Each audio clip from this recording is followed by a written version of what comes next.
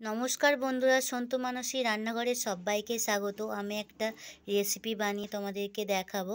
ধনেপাতার চাটনি। ধনেপাতার চাটনি কিভাবে বানাতে হয় আমি তোমাদেরকে দেখাচ্ছি। আমি ধনেপাতা নিয়েছি 50 গ্রাম, আর দুটো রসুনের কোয়া নিয়েছি, আর একটা কাঁচা লঙ্কা নিয়েছি। এটা আমি শিলনোড়াতে বেটে নেব। শিলনোড়াতে আমি বেটে নিচ্ছি। বেটে নিয়ে তোমাদেরকে দেখাচ্ছি কিভাবে বানাতে হয়।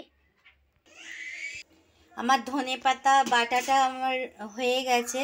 শিলনোড়ায় আমি বেটে নিয়েছি। আর আমি এর মধ্যে অল্প একটু তেল দেব। তেল দিয়ে অল্প একটু 5 ফোড়ন দেব, সামান্য 1 চিমটি 5 ফোড়ন দিয়ে ওই পেস্টটাকে আমি ঢেলে দেব। আমি এর মধ্যে ছোট চামচে 1 চামচ আমি চিনি দিয়েছি, আর অল্প স্বাদ মতো নুন দিয়েছি। এটাকে আমি ভালো করে নেড়ে নেব। ধনেপাতার চাটনি শর্টকাটে এটা বানানো হয়ে গেল, যাতে ধনেপাতার যে গন্ধটা থাকে না কাঁচা কাঁচা, সেইটা চলে যায়।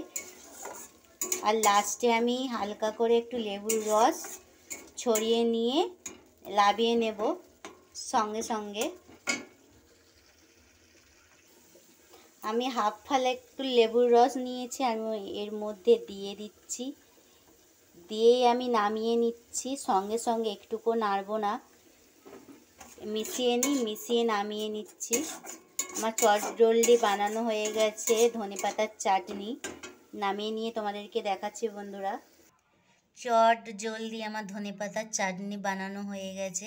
দেখো বন্ধুরা কেমন হয়েছে। এই রেসিপিটা যদি পছন্দ হয় সাবস্ক্রাইব করে দেবে, অবশ্যই বাড়িতে বানিয়ে খাবেন, আর অবশ্যই কমেন্ট, লাইক, শেয়ার করতে বন্ধুরা ভুলবেন না। আমি এই ভিডিওটা এখানেই শেষ করছি।